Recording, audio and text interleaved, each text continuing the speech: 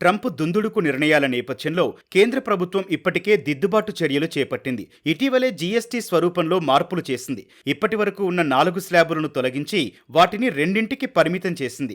ఆర్థిక వ్యవస్థకు ఊపిచ్చేందుకు జీఎస్టీ సంస్కరణ ఓ అడుగే అయినా రూపాయి విలువ మరింత పతనం కాకుండా మరిన్ని చర్యలు అవసరమని ఆర్థికవేత్తలు సూచిస్తున్నారు.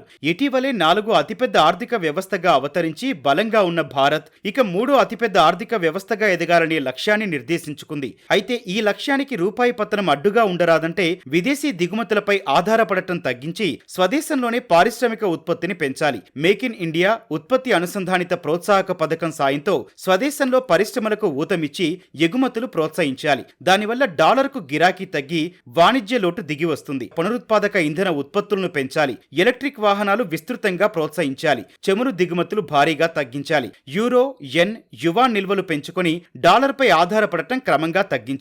రూపాయిల్లో వాణిజ్యానికి ఇతర దేశాలతో ఒప్పందాలు చేసుకోవాలి. ఇలాంటి చర్యలు తక్షణమే సాధ్యం కాకుండా ఒక్కో అడుగు వేస్తే రూపాయి విలువ పతనం కాకుండా అడ్డుకోవడం సహా దానివల్ల ఎదురయ్యే దుష్ప్రభావాలను తగ్గించుకునే అవకాశం కొంతైనా ఉంటుంది.